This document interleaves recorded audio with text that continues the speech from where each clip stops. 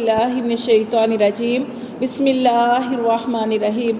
احلا لکم حلال کیا گیا تمہارے لیے صید البحری دریا کا شکار وطعامہ اور اس کا کھانا متاع لکم فائدہ ہے تمہارے لیے وللسیارتی اور قافلے والوں کے لیے۔ تو یہاں پہ جیسے اوپر ہم نے پڑھے ہیں کہ شکار جو ہے نہیں مار سکتے احرام کی حالت میں، لیکن اللہ تعالیٰ نے یہاں فرمایا کہ وہ شکار تمہارے لیے حلال ہے جو دریا کا ہے۔ دریا سے مراد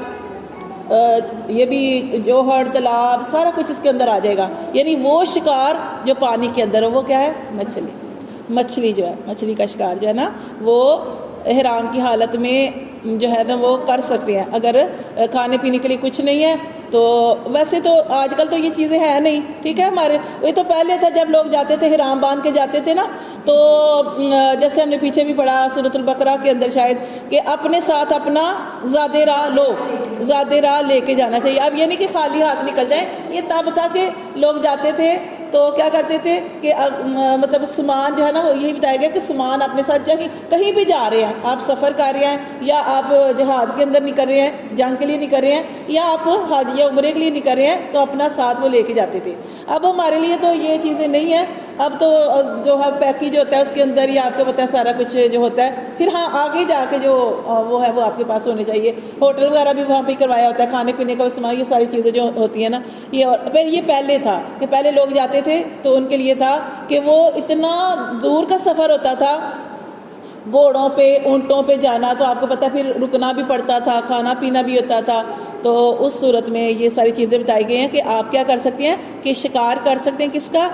دریا کا جو شکار ہے وہ آپ کے لیے، یعنی مچھلی جو ہے وہ آپ کے لیے حلال ہے۔ ما دم تم حرما، جب کہ تم احرام کی حالت میں ہو، جب تم احرام کی حالت میں ہو تو تمہارے لیے دریا کا شکار جو ہے وہ حلال ہے۔ واتقوا اللہ، اللہ سے ڈرو، اللہ وہ ذات ہے، الیہ تحشرون، کہ تم سب اس کی طرف اکٹھے کیے جاؤ گے۔ جعل اللہ، بنایا ہے اللہ نے، کعبہ کو، بیت الحرام، احترام والا گھر بنایا کعبہ کو، قیاماً، وہ قیام گاہ ہے، للناسی، لوگوں کے لیے، والشہر الحرام، اور حرمت والا جو مہینہ ہے اس کا بھی احترام ہے، والہدیہ، اور قربانی کا بھی احترام کیا جائے گا، کیونکہ لوگ جاتے تھے تو اپنے ساتھ کیا جاتے تھے؟ جانور لے کے جاتے تھے۔ جیسے نبی صلی اللہ علیہ وسلم صحابہ کرام کے ساتھ نکلے تو اونٹ لے کے نکلے تھے، تو یہ بتایا گیا ہے کہ جو قربانی والقلائد، اور وہ جانور ان کا بھی احترام کیا جائے گا کہ جن کے گلوں میں علامتیں ویسا ہوں، یعنی پٹے پڑے ہوں، وہ پہچانے جاتے تھے کہ یہ جو جانور ہے، ہاں، تو یہ قربانی کے ان کو بھی تکلیف جو ہے نہیں پہنچائی جائے گی، ان کا بھی احترام ضروری ہے۔ اللہ فرماتے ہیں آج کل یہ نہیں ہے، ٹھیک ہے، وہ آج کل وہ قربانی سارا کچھ بیچ میں ہی ہو جاتا ہے۔ اللہ فرماتے ہیں ذالک، یہ لتعلموا، تاکہ تم خوب جان لو، ان اللہ، بے شک اللہ، یعلم، کہ اللہ خوب جانتا ہے، ما فی السماوات، جو کچھ آسمانوں میں ہے، وما فی الارض، اور جو کچھ زمین میں ہے، وان اللہ، اور بے شک اللہ، بکل شیء علیم، اللہ تعالیٰ ہر چیز کے بارے میں خوب جاننے والا ہے۔ اعلموا، خوب جان لو، ان اللہ، بے شک اللہ، شدید العقاب، اللہ تعالیٰ کی ذات جو ہے سخت سزا دینے والی بھی ہے، ٹھیک ہے۔ اگر تم اللہ کی بات کو نہیں مانو گے تو اللہ سزا بھی دے گا، وَأَنَّ اللَّهَ، اور بے شک اللہ، غفور الرحیم، اور اگر اللہ چاہے تو اللہ بخش دے، کیونکہ اللہ تعالیٰ کی ذات جو ہے وہ بخشنے والی، رحم کرنے والی بھی ہے۔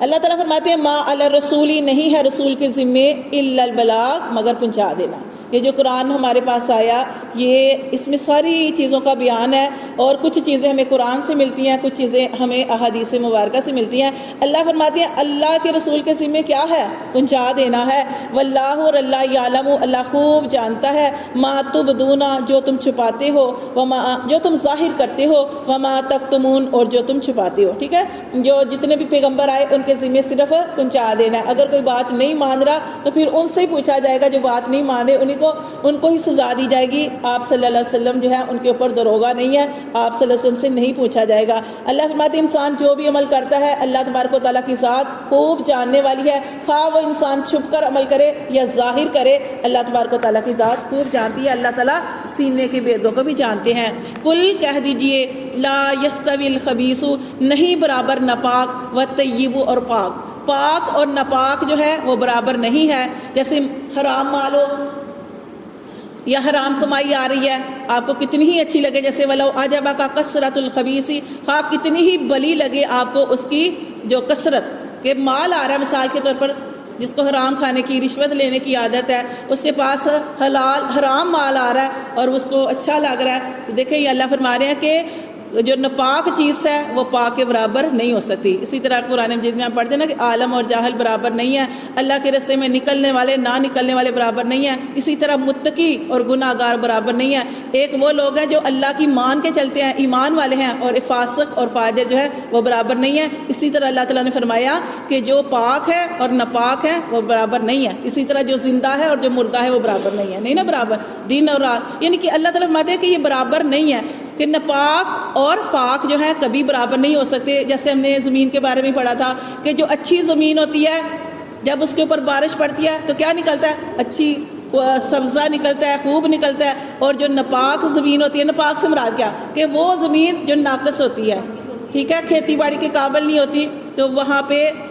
کیا نکلتا ہے؟ یہ جڑی بوٹیاں نکل آئیں گی یہ، لیکن فصل نہیں ہوگی وہاں پہ۔ تو اللہ تعالیٰ فرماتے ہیں کبھی بھی جو